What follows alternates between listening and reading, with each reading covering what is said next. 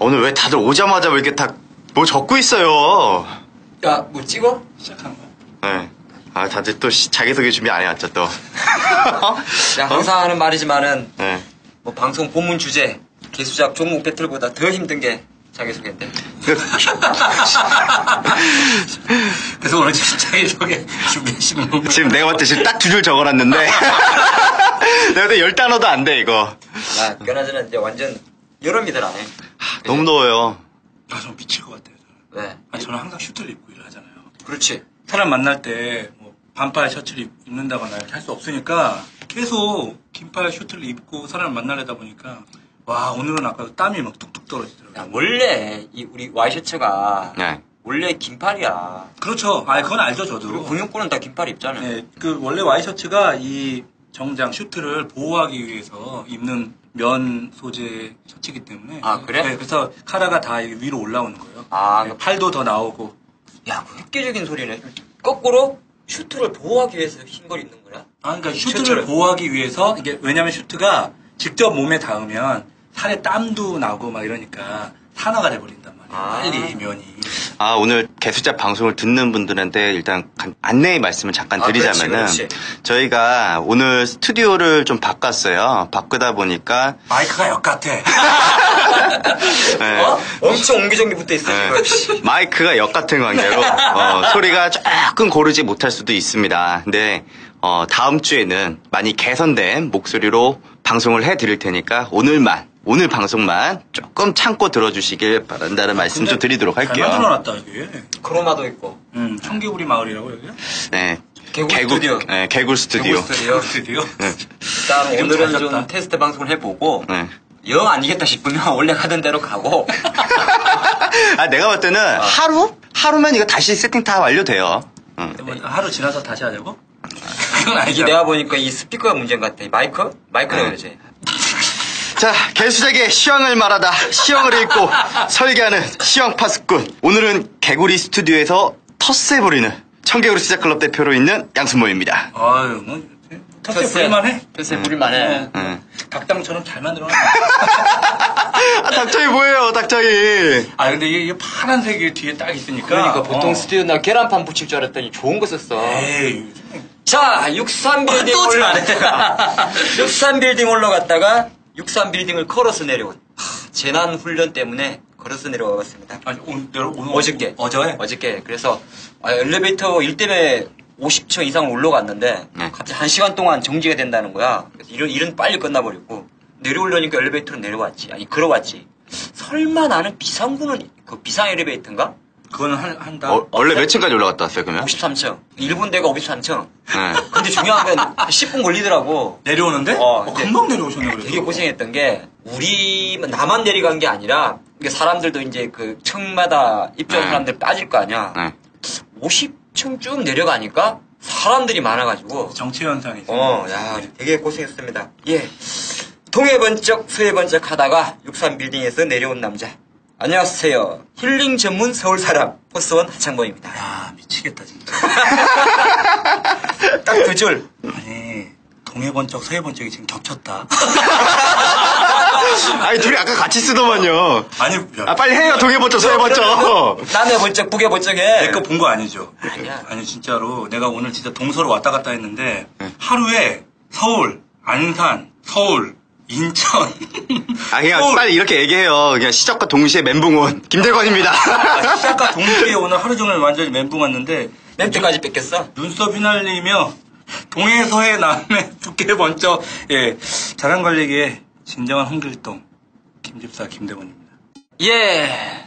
얘로 바뀌었다. 얘로 바뀌었어, 이제. 예. 자, 코스피 시황 분석 한번 해보겠습니다. 전망도 같이 하고요. 이번 주 사실 주 중반에 잠깐 페이크 뻥카가 나오면서 21 이동 평균선인 1990선까지 잠깐 밀렸지만은 다시 2000선에 올라왔고 중요한 거는 더 안 가. 이게 문제고. 외국인 양키, 존나게 사고 있습니다. 아, 진짜 많이 사요. 네, 많이 사고 있는데 기관은 딴 마음인 것 같습니다. 마음이 영 없어요. 돌아섰어요. 기관이 계속 팔고 있기 때문에 코스피는 좋지만은 가는 게 아닌 것 같고. 펀드 환매가 좀 나오는 것 같기도 하죠. 존나 팔았지. 네, 그죠? 나는 펀드 없어서 안 팔았는데, 아니, 펀드 많이 갖고 있나 봐. 주식형 펀드는 뭐 나는 갖고 있는 분들이 있죠. 그러니까. 원금 돼서 아마 나왔을 거예요, 요즘에. 재미없으니까. 다음 주에 혹시 만약에 이제 시장을 조금 양봉으로 생각을 해보면 20일 이동평균선 제일 중요한 건데 2000선 바짝 밑에 있으니까 쉽게 말해서 1990선에 혹시나 다시 오면은 그때는 이번 주는 반등을 했지만은 조금 더 한 번 더 밀렸다가 올 수도 있지 않을까 보겠고 하지만 이러한 대부분의 의견이 내가 틀리는 수가 많기 때문에 가끔가다 지난주를 맞춘 거거든요. 너무 지수 맞추는 거 저는 중요치 않기 때문에 겸손해. 발음 괜찮았어요. 겸손한 발음. 솔직하잖아. 일단 그런데 중요한 건 다음 주는 코스닥 2000선이 코스피 2000선이 조금 더 지그재그로 지지미장세가 이어질지 않나 보는데 가장 이유는 바로 ECB. 자, 욕 아닙니다. ECB 유럽 중앙은행인데요. 유럽 중앙은행 드라기 형이 저랑 조금 친해요. 드라기 형이 아무래도 유럽 경기 부양 이야기가 좀 남아있기 때문에 그래서 다음 주는 그래도 큰 폭의 조정은 안 나올 것 같다. 그렇게 좀 보겠고요. 예! 역시나 차가 재밌네. 자, 코스닥은 이제 지난주도 2주 연속 550선에 아닌 패딩 얻어맞고 있습니다. 회복을 못하고 있죠. 요것도 기관이 문제입니다. 기관 애들이 계속 좀 팔고 있기 때문에 못 가고 약간은 지난주보다 이번 주에 느꼈던 것은 개별주 중에서 이빠이 오른 애들이 머릿수가 조금 감소하고 있다. 조금 내가 쓰는 용어가 서울말인데도 네. 못 알아듣는 분들이 있어가지고 이야기 좀 편하게 사투리로 바꿔주면 많이 올랐던 종목들이 개수가 감소하고 있습니다. 이빠이가 서울말입니다. 감소하고 있고 자 다시 한번 서울말로 이야기하면 이빠이 빠졌던 애들은 가끔은 불끈하지만 많이 급락했던 종목은 간혹 반등을 하지만 이게 우리가 같이 내가 번역을 하면서 해줘야 돼요. 가끔 반등을 하지만 날씨가 더우니까 금방 퍼진다. 반등을 좀 하긴 하는데 시원찮더라 그렇고 자 이때는 약이 필요한데 약이 없어 코스닥에. 그래서 그럼 어쩌느냐 어쩌는 건 잘 모르겠고요. 일단은 한마디만 하죠. 안 서는데 힘쓰면 허리 나갑니다. 너것이 방송 오늘 괜찮네요. 퀄리티 있잖아. 고급스러워. 멘트들이 어떻게 이렇게 이빠이 오늘 착 감기잖아 이게. 오늘 얻어 드신 거 뭐 있어요? 그런 건 없는데. 그냥 좀 안쓰럽잖아. 감자 태워 먹고 뭐 이런. 저는 이제 지난주 시황에 저는 정강 후약 장세에 대비하자 이렇게 이야기를 해드렸는데 그래도 생각보다 시장이 많이 버틴 것 같아요. 1975포인트가 무너진다면 빠르게 빠져나가자라는 이런 전략을 제시를 했었는데 와우.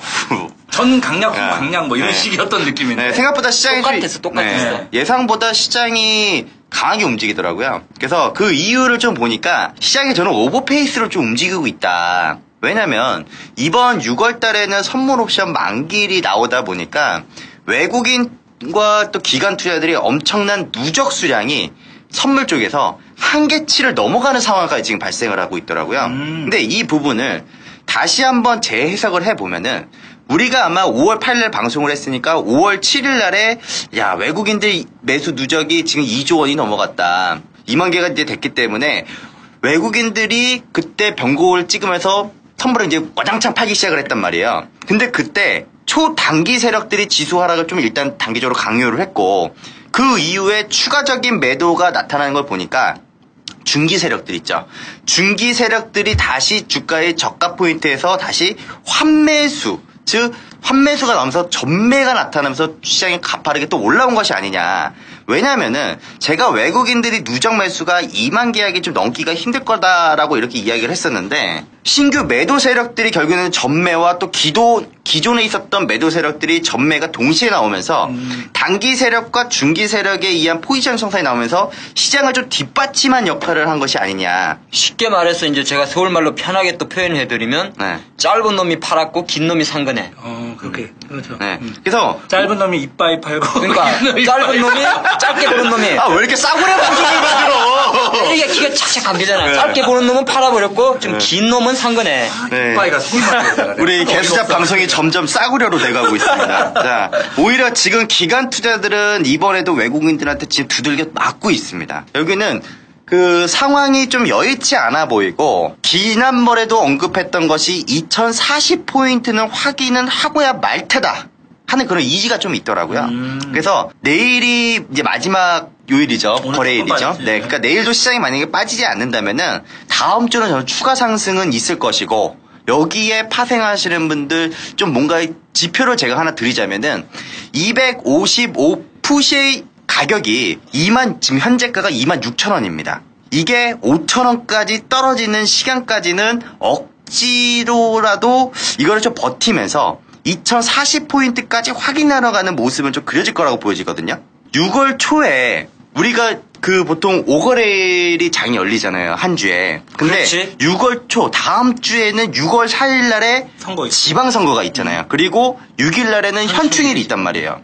거래일 수가 상거래일밖에 또 되지 않기 때문에 또 5월 초와 같은 현상이 날 수도 있는 모습이 있다는 거예요. 5월 초에도 마찬가지로 첫째 주에 이틀 쉬었잖아요. 그와 조금 비슷한 흐름이 좀 나타날 수도 있고, 그러니까 이 그림을 좀 참고를 한다면요. 5월 초에는 1970포인트에서 1934포인트까지 순간적으로 시장 하락을 좀 주도한 이후에 다시 누군가에 의해서 강하게 상승하는 모습을 보여줬단 말이에요. 그게 외국인들이었어요. 근데 이번에도 이런 시나리오가 그려진다면은 윈도우 드레싱 효과와 더불어서 생각지도 못한 강한 상승 신호 유입이 나올 수도 있다는 거예요. 그래서 6월은 어쩌면은 아마도 2100포인트를 좀 돌파할 수 있는 시장이 그려지지 않을까. 아, 그래? 이게 왜 그러냐면요. 지금 환율이 1930원대, 40원대 왔다 갔다 하고 있죠. 근데 여기서 지수 상승이 나오면 환율이 빠져요. 그렇지. 그러면 외국인들의 입장에서는 지금 선물 매수를 많이 해놓은 상태에서 지수가 올라가면 거기서 차익 실현하면 돼요. 기관 투자들의 입장에서는 지금 순 매수에 대한 부분들을 놓고 누적 매도가 선물 누적 매도가 많다 보니까 여기서 환매수를 하면 지수가 확 들어 올라가겠죠. 그러면 외국인들의 반대로 환손실이 발생이 돼요. 근데 기관 투자는 그런 거에 개의치 않기 때문에 그동안에 숨겨놨었던 이 옵션 포지션과 상승에 대한 베팅 강도를 좀 더 레버리지를 이용해서 활용을 한다면은 기관 투자자들도 상황 역전을 만들 수 있고 오히려 외국인 투자자들에게 어떤 하나의 뒤통수를 때릴 수 있는 그런 흐름도 하나가 나올 수도 있다라고 보여지거든요. 어차피 환율이 떨어지게 되면은 미국의 입장에서는 양적 완화를 시행하면 돼요. 그럼 어차피 화폐의 가치는 올라가기 때문에 그에 따른 또 효과를 분명히 우리 국내 기관 투자자들도 좀 생각을 하고 있지 않을까. 하긴 삼성전자가 올 146만원? 146만원이더라고. 삼성전자만 150만원만 가도 4만원 오르면 지수는 그래도 대략적으로 삼성전자 조금 계속 힘이 있으면 꾸역꾸역 올라가긴 하겠네. 올라갈 수 있죠, 그 정도. 뭐 이거 뭘 안다고 들어가 진짜. 근데 저는 좀 이번에 우리 한 5월 달에 한동안 이제 들쑥들쑥거리게 만들었던 게 삼성 이건희 회장의 그 상태였잖아요. 건강 네. 악화서. 근데 요즘은 이제 쏙 많이 들어갔더라고요. 그러니까 오히려 시장의 수면 위로 올라왔을 때 이제 주가들이 많이 움직였으니까 오히려 지금 이때 삼성 그룹 관련주들이 재정비를 하지 않을까. 그러면은 그에 따라서 우리가 삼성 그룹주들도 그동안에 올라오지 못했던 종목이나 과열에 있었던 종목들을 한번 우리가 좀 적고 오히려 차트가 그려지는 모습을 우리가 타이밍을 맞춰서 접근하는 방법도 나쁘지 않다. 근데 결국엔 이겁니다. 다음 주는 참고 일단 인내하자. 시장 하락에 대한 대비는 그냥 1975포인트 이탈 시에 투매를 동참하되 지금 버티고 버텨야 된다. 제 청기구리 시스템에 있는 매수 신호기가 제가 그때 한번 제 시스템 보여드렸죠. 맞아요. 매수가 4개가 동시에 떴어요. 저도 제 신호기에서 2개 연속을 뜨는 건 봤는데 4개가 뜨는 거는 저도 처음 봤어. 신호기는 믿을만 하지만 이 두 사람은 믿을만 하다. 오늘 뭐 작전 뭐라고? 증자? 네, 유상증자. 증자? 네. 증자. 자본금을 늘리는 거네. 또 준비 안 해왔어. 또 안 했어. 여기서 또 물어봐. 증자. 이제 물어보시는 거예요? 유상증자. 증자.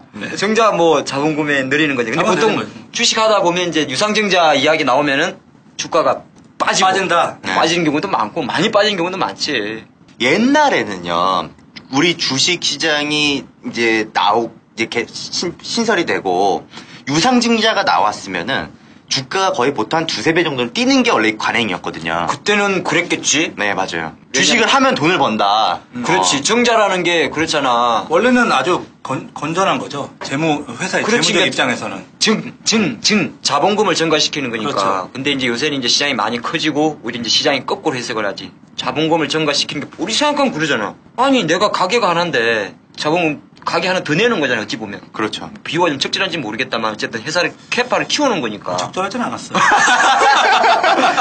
자, 그런데 요새 보면은 이제 유상증자 이야기가 나오면 주가가 상당히 롤러코스터를 타다 보니까 그렇죠. 가장 최근 5, 6월 달에 있었던 몇 가지 사례를 깨알같이 한번 뜯어보자고요. 자, 갑자기 방송 멘트로 확 바뀌었다. 자, 이 종목 소프트센.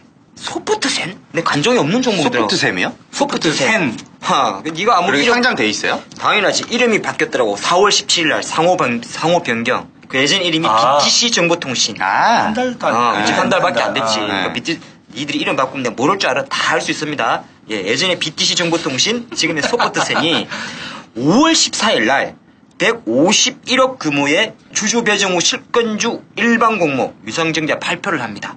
당연히 주가는 급락을 했죠, 그날. 그런데 그 전에 이미 이 발표 전에 주가가 1,600원에서 2,400원까지 이빠이 땡긴 이후에 발표했기 때문에 결과론적으로는 또 우리가 왜냐면 올라가 2,400원 갔을 때 어머 호재 있나 보다. 달라붙죠, 또 개인 투자자들은. 차트 좋거든.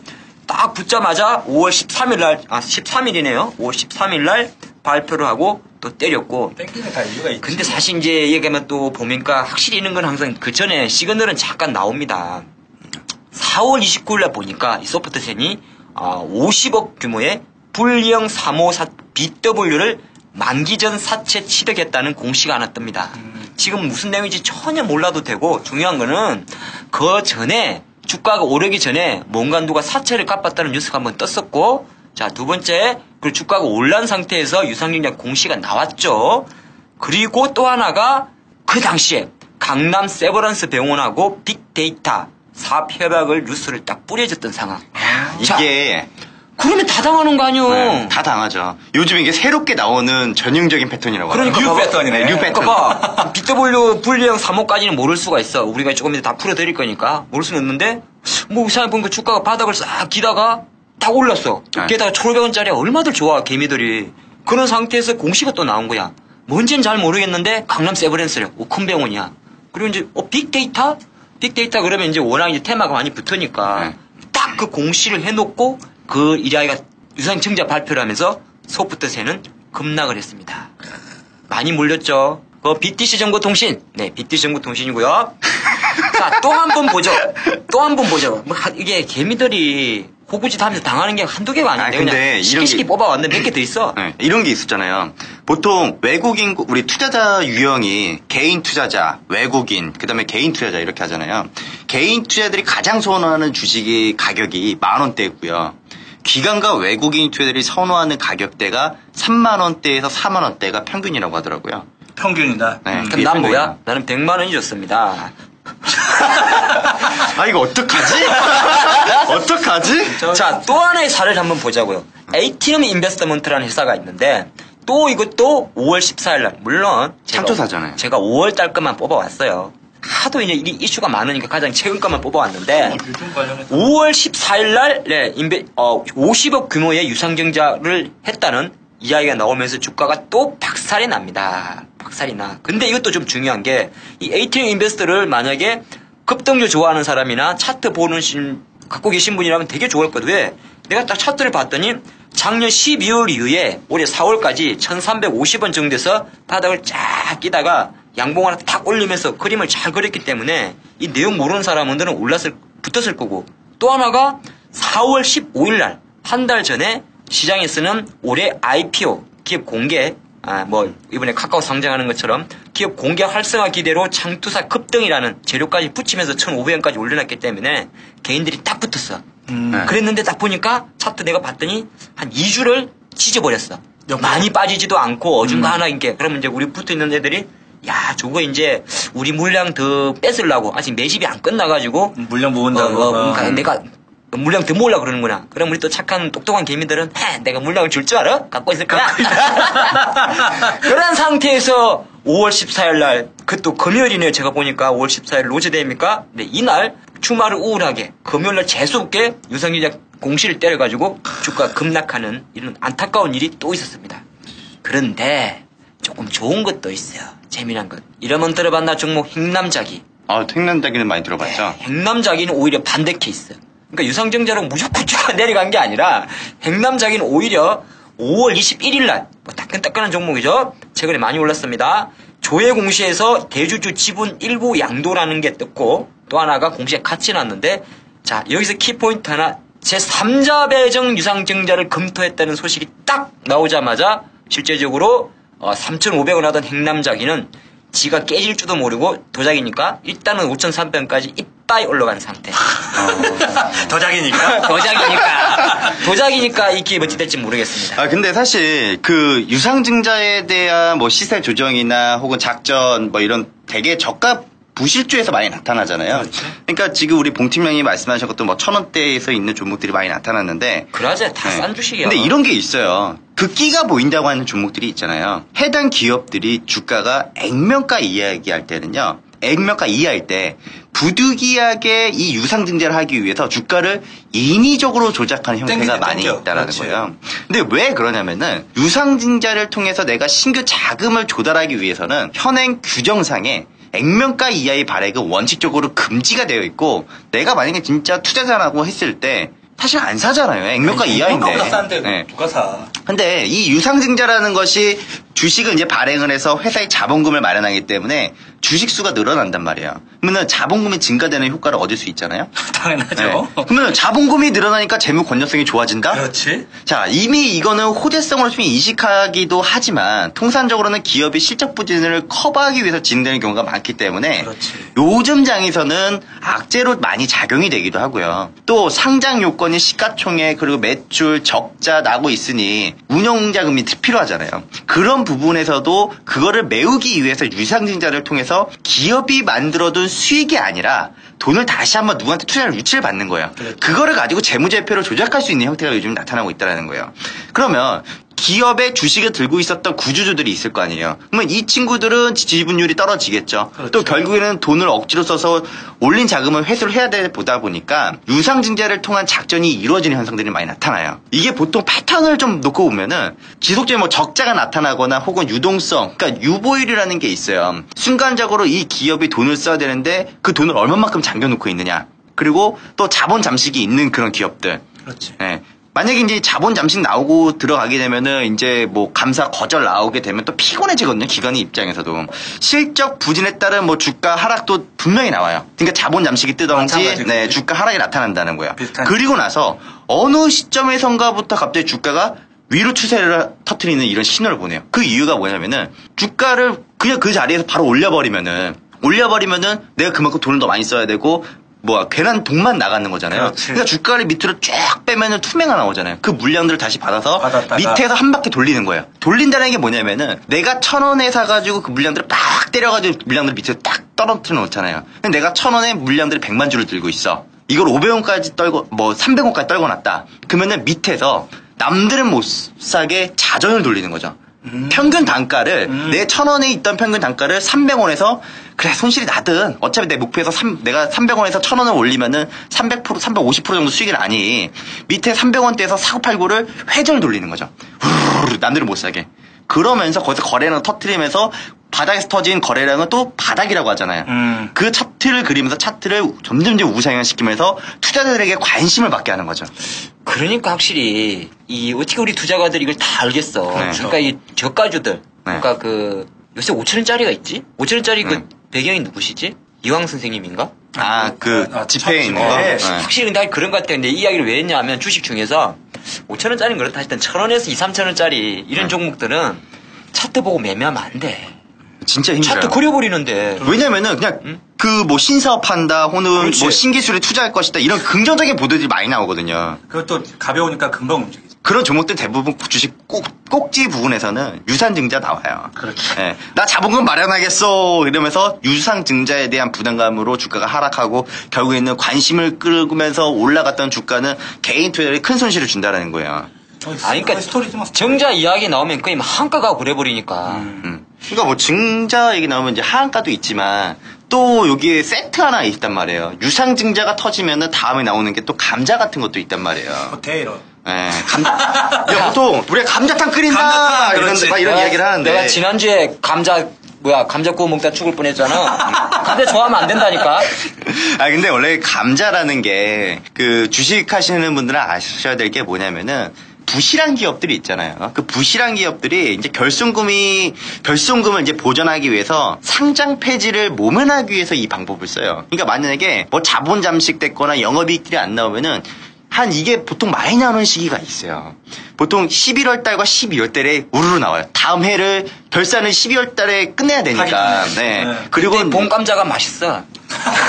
그래서 일단 막 감자탕이 많이 이제 흘러나오는 그 타이밍이라고 보면 되고요. 그러니까 11월, 12월 달에 내가 갖고 있는 종목이 자본 잠식에 대한 우려가 좀 깊다 하면은 사실 감자탕을 좀 대비를 해야 되고 3월 달과 4월 달에는 이제 상장 폐지 시즌이 또 들어오고 또 감사 또 이제 이견을 계속 받으면서 그 기업이 이제 상장 요건이 대충족되느냐 안 되느냐가 계속 나오기 때문에 그런 것도 잘 조율을 할 필요가 좀 있다라는 거고. 그러니까 자본 잠식에 대한 상장 폐지 요건은 이제 반기 말 혹은 사업 연도 말에 자본 잠식률이 50% 이상이거나 또 자기 자본 10억 미만인 경우에 보통 많이 나타나는 거거든요. 감자니까 생각이 난다. 나 진짜 주식하면서 멍청하게 감자만 당해본 적 있어. 20대 1 그것도. 와. 20대 1. 20대. 그러니까 한참 이제 정권 주식이 이제 한지 얼마 안 될 때 정권에서 와가지고 나는 주식을 정권에서 와서 배웠거든. 원래 다른 거 하다가 그냥 얼떨결에 취업한 게 정권에서인데. 근데 그 종목이 이제 특별히 가르치는 사수도 없고 옛날 이야기인데 사수도 없고 하다 보니까 그냥 차트 보고 매매해서 딴 거 똑같아. 그냥 2,000원짜리 이런 것들 잘 움직이는 거 지금 없어진 회사 중에서 개발리스라고 있었거든. 야, 이름 개발리스. 리스하는 회사. 리스인데. 개발리스. 근데 어쨌든 간에 사놨는데 다음날 됐더니 거래가 안 되는 거야. 그게 보니까 이제 감자 20대 1이라고 그러고 한 달 동안 거래 안 되고 20대 1이라니까 쉽게 말해서 20주 내 20주 갖고 있는데 한 주밖에 안 준다는 거야. 맞잖아. 나는 옛날 쌍차. 그러니까. 아니, 그 감자 이게 한두 번씩은 다 겪어봤을 거야. 그렇죠. 그러니까 이게 어떤 형식이냐고 보면 되냐면요. 보통 감자를 실행한 이후에 유상증자를 통해서 우량한 투자자가 투자할 것이다 라는 이런 기대감을 줘서 주가를 많이 상승시키거든요. 내 기억에 그 한 해 동안 감자를 절대 안 먹었어. 네. 그래서 액면가 이하로 일단은 발행할 수 없기 때문에 이걸 잘 경영을 하셔야 돼요. 액면가 이하로 발행할 수 없기 때문에 그 가격에 맞출 수 있도록 회사가 주도의 주가를 부양을 시킨다. 결국 이 액면가를 지키느냐 마느냐 그리고 그 가격을 위로 치느냐 못하느냐에 대한 성공과 실패가 나눠질 거 아니에요. 그렇지. 그 이후에 이제 급등락하는 이제 상황들이 연출되는데 한 가지 예로요. 현대 PNC라는 종목이 있었어요. 이게 2014년도 2월 9일 날에 감자와 유상증자를 공시를 하더라고요. 같이 해야 되지, 이제. 네. 거래 정지 기간에 발표를 했단 말이에요. 근데 2014년도 5월 2일 날에 다시 이제 상장한 이후에 상장 적격성 실질 심사 대상에서 너네는 그래 재무 개선이 됐구나. 자 재위키로 결정되면서 연일 상한가. 이런 경우 좀 많잖아. 4일 보내놓고. 그렇죠. 네. 이런 경우 많아. 그러니까 이런 것도 있어요. 결국에는 이제 산소 호흡기를 뗀 종목들이 결국 살아난 거잖아요. 그러니까 산소 호흡기를 뗀 종목들 주가 팍 튀었다가 다시 움직이는 부분들이 있기 때문에. 그러니까 감자 당했다고 다 손해를 보는 것도 아니고 나는 그때 개발리스 그게 사실은 결과론적으로는 먹고 나왔다. 감자를 당하고도. 왜냐하면 쉽게 이야기하면 만약에 감자기였는데 2대1 감자다. 그러면 내가 2주 갖고 있으면 한 주 주고 내가 주식이 1,000원짜리면 2,000원 되는 거거든. 그렇죠. 이론적으로는. 네, 그렇죠. 근데 그 기업이 2,500원을 간 거야. 그러니까 결과는 500원 먹은 거지. 이익이 가끔 그런 경우도 있던 것 같아. 아주 흔한 경우는 아니죠. 하여튼 뭐 보니까 감자가 때론 달콤하지만 주시장에서는 달콤하지는 않았다. Right? 증자, 감자. 근데 뭐 정자 중에 꽃 중에 꽃. 근데 이제 내가 최근에 기억이 생각이 났는데 올해 지금 5월 달이지. 네. 5월 달에 이 정자 재료를 가지고 가장 핫했던 종목. 핫. So hot. 네. 뜨겁다는 뜻이죠. 가장 뜨거웠던 종목. 저렴해. 너 이제 이게 귀가 들리나 보다. 이거 잘 들리네요. 그래 이제 뻥 뚫리네요.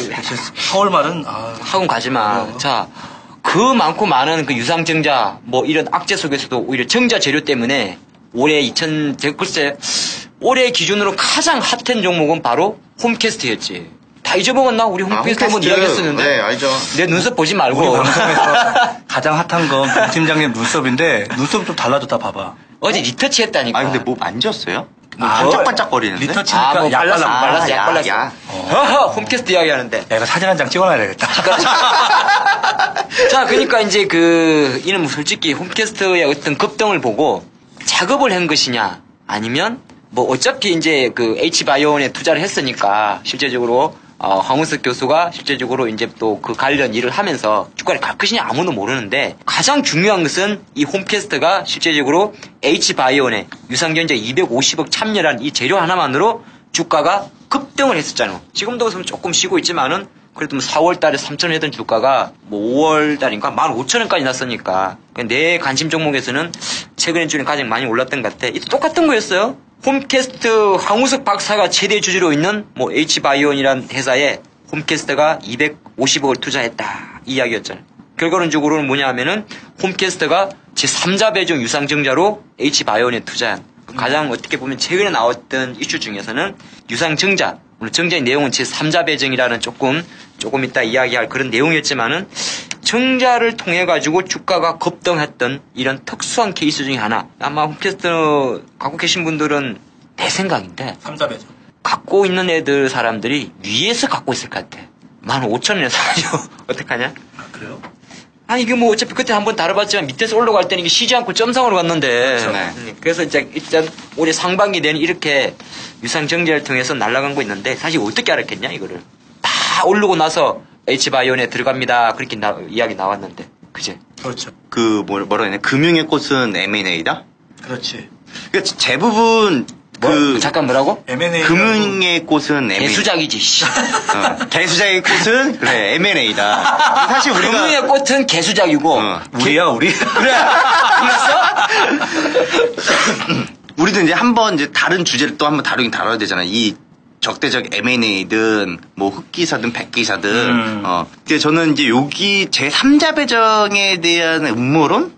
자, 이것도 어떻게 보면요. 적대적 M&A를 어느 기업이 만약에 받는다면은 방어하고자 하는 사람들은 좀 급박하게 우호 지분을 많이 확보를 해야 되잖아요. 긴급하게 지분을 확대할 때는요. 뭐 물론 주식은 한 번에 막 장내에서 매수하는 경우도 있겠지만 그렇게 되면 경쟁을 해야 되잖아요. 그러면은 비밀리에 뭐 일을 진행할 수가 없단 말이에요. 제3자 배정에 대한 뭐 유상증자나 제3자 배정 전환 사채나 아니면 신주 인수권 부사채를 발행을 하거든요. 통산적으로. 이럴 경우에는 기존 주주의 권리를 침해할 수 있기 때문에 상법에서도 정관 규정을 요구를 해요. 그러니까 상법에 따르면은 기존 주주의 이익을 보호하고 자금 조달을 용이하게 하려면은 기존 주주한테도 신주 인수권을 부여하는 것을 원칙으로 해야 되고요. 또 예외적으로 정관위 규정에 의해서 제3자에게 신주 인수권을 부여하게 할 수 있도록 또 하고 있거든요. 근데 회사의 정관의 내용을 보면은 이런 내용이 있습니다. 주주는 그가 가진 주식수에 따라서 신주의 배정을 받을 권리가 있다. 그리고 회사는 방금 말했던 규정에도 불구하고 정관에 정하는 바에 따라서 주주 외에 신주를 배정할 수 있다. 다만 이 경우에는 신기술의 도입이나 재무구조의 개선, 회사의 경영상 목적을 달성하기 위한 부분들이 필요한 경우에만 속한다. 이런 내용들이 있어요. 상법 이야기 들어보니까 옛날에 추억이 새록새록 나네. 뭐 법. 그럼 내가 또 법의 일각견이 있잖아. 법팀장이나 법팀장. 아까 그거네. 뭐라고? 주주는 그가 가진 주식 수에 따라서 신주의 배정을 받을 권리가 있다. 그렇죠. 네. 이름하여 주주 우선권이네.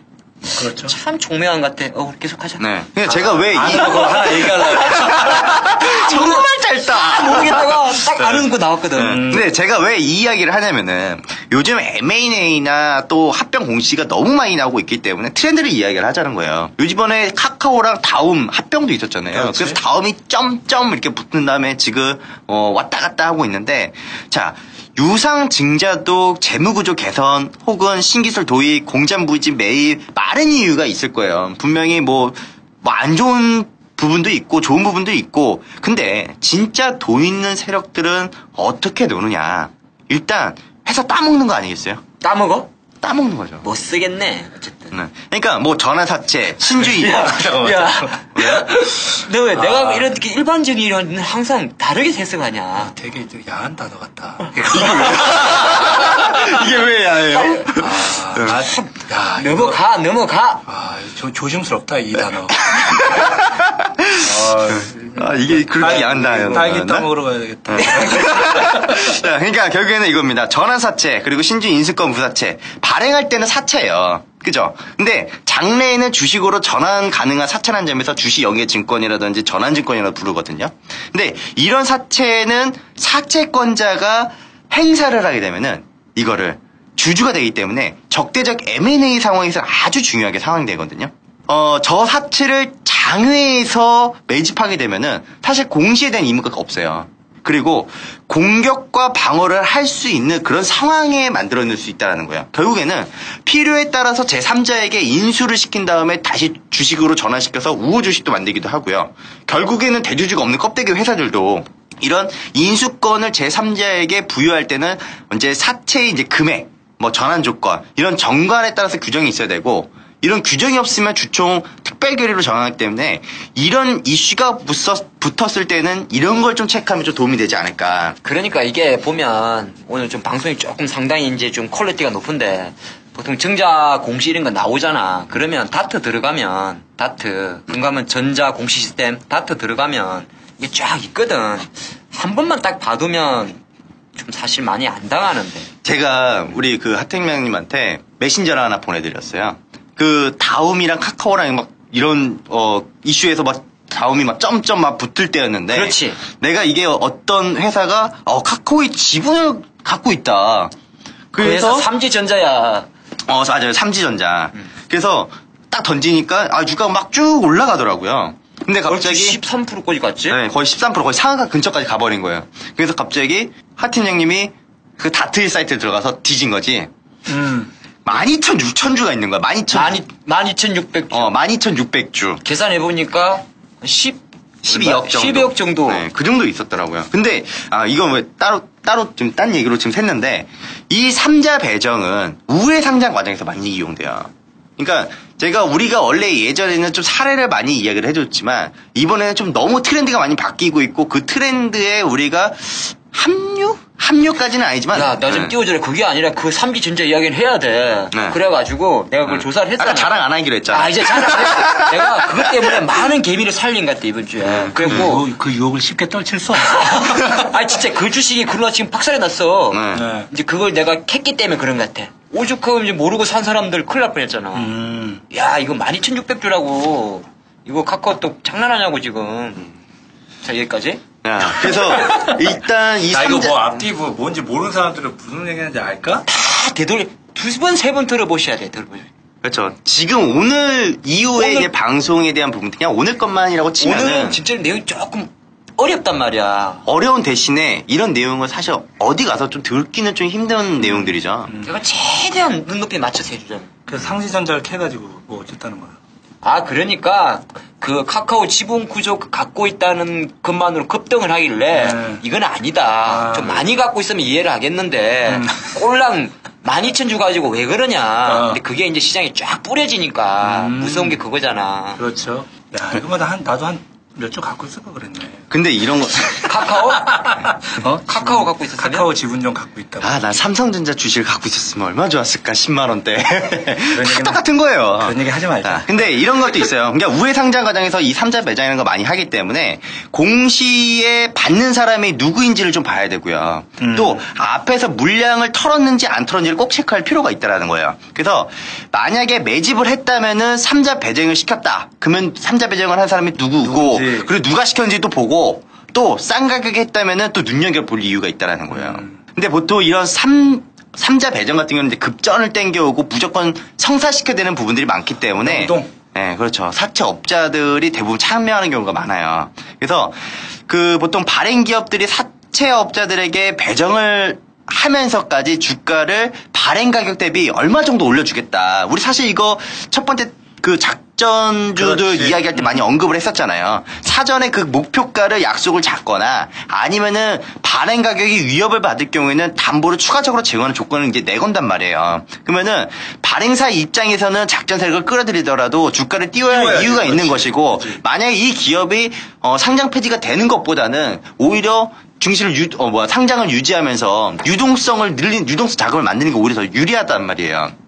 또 이런 것도 있고요. 사채업자들은 또 자신들이 받은 가격이 있잖아요. 가격에서 이익이 날 경우에는 자금 회수를 위해서 매도하는 게 일반적이거든요. 그래서 물론 세력들이 교묘하게 주가를 끌어올리겠죠. 그죠? 그 다음에 주식을 처분하기 때문에 작전이 끝나고 또 자신의 물량을 다 처분할 경우에는 주가가 꼭 폭락을 해요. 개폭락. 네. 근데 대부분 이때 개인처의 물량을 다 떠안잖아요. 그렇지. 근데 결론적으로 이 제3자에게 배정한 이런 관련주들은 투자에 신중을 좀 기해야 된다는 점이 있어요. 왜냐면은, 신주가 상장되기 2일 전부터는 공매도가 가능해요. 가능하지. 네. 제한적으로 허용되는 네. 케이스잖아. 그러니까 신주가 상장되기 전에는 2일 전부터 공매도가 가능하다. 그래서 만약에 내가 이런 주식을 투자한다고 하더라도 사실 하지 말라는 것이 아니라 최소한 발행 가격 그리고 현재 가격과 그 발행 가격과 그리고 어느 정도의 그 돈을 돌려주는지 그런 거에 대한 괴리율 그리고 지금 이 물량들이 그 수량들이 얼마나 되는지 보예수에 대한 물량들 그리고 이제 뭐 신주 상장인들 이런 부분들은 면밀하게 파악을 하고 있어야 나중에 이제 주가가 올라갈 때 도망치기 좀 더 쉽고 그거의 팩트를 좀 더 이해할 수 있게 좀 더 접근할 수 있지 않을까. 그러니까 이렇게 주식이 공부할 게 많고 체크해야 될 게 많은데 덥석덥석 차트 보고 덥석덥석 그림 줬다고 붙으면 그림이 항상 좋을 수는 없잖아. 그렇죠. 가끔 보면 오른손이 잘 그리다가 손 떨림이 있을 수도 있고 주식은 똑같은 거요. 내가 총목 자기가 보는 패턴 분석 다 맞는데 그렇잖아. 내가 예를 들어서 강남에서 좋은 전망 좋은 커피숍에서 그림을 잘 그리는 사람이야. 근데 지나가는데 나의 눈을 현혹한 언니가 싹 지나가. 손이 떨린단 말이야. 똑같은 것이요? 아, 오늘 간호사가 눈썹 잘 그렸는데, 이거. 아니야, 내 말이 이게 중요한 내용이야. 그러니까 물론 차트 분석도 중요하고 모든 게 중요한데 지금 우리 오늘 조금 어렵고 재미난 이야기를 하고 있지만은 주식할 때 덥석덥석하면 안 된다는 게 나는 그런 이야기지. 정답이죠. 그림이 결과론이 그러잖아요. 차트는 시세가 만들어지고 그려진 거니까. 근데 진짜 그런 거 있는 것 같아요. 개인 투자자들 뿐만 아니라 그러니까 저도 마찬가지예요. 보통 우리가 슈퍼에서 뭐 100원짜리를 사든 1000원짜리 사든 바로 옆에 가게가 있으면은 여기 1000원이네? 여기는 900원이네? 그래, 해보지, 그럼. 100원을 비교를 하고 여기서 더 싼 데로 간단 말이에요. 그 집에 앞에 있는 슈퍼에서 안 사고 그 이마트나 뭐 이런 뭐 홈플러스나 이런 싼 데 가서 잘 본단 말이에요. 그렇게 우리가 100원, 200원 아끼는데 우리가 수천만 원, 뭐 수억이 들어가는 그 투자할 때는 생각을 1초 한다라는 거. 그렇지. 그러니까 아니 뭐 나도 가끔 투자하다 보면 좀 급한 마음에 좀 성급하게 들어가는데 네. 다 체크할 수는 없어. 좀 전에 이런 거를 하지만은 가끔 보면 주식이 몰렸을 때 또는 이익 날 때 가끔 이런 거 열어보거든. 혹시 내가 생각 못한 뭐 호재가 있나? 악재가 있나? 역시 워낙 HTS는 잘 돼 있으니까 모르면 물어보고 그럴 수 있는 거잖아. 안 그러면 다당해 이거 어떡해. 멘탈뿐만 아니라 공부도 해야 되는 거야. 아니 그러니까 주식이 그런 게 있잖아. 이거 갑자기 같은 얘기인데 잘 가. 그림이 너무 좋아. 우리가 말하는 실적 된다 그러고 차트가 이쁘고 이평선 쫙 타고 가고 뭐 매집 흔적 보였고 기대가 뭐 막 터지고 막. 기관 외국인 맨날 매수가 들어와. 뉴스도 연일 보도야. 근데 갑자기 뭐 이상 정자나 이런 이야기 나고 빵 빠져버리잖아. 욕 나온다 그러면. 당연히 욕 나오죠. 이게 시장에 욕 나오고 막 종목이 욕 나오고 그러면서 손실을 보잖아. 갑자기 이건 중요한 내용인데 자기의 그동안 해왔던 매매 패턴에 약간 혼돈이 올 수도 있어. 이렇게 손해나면. 그렇죠. 많이 겪어봤잖아요. 저는 너무 혼란스러웠어요.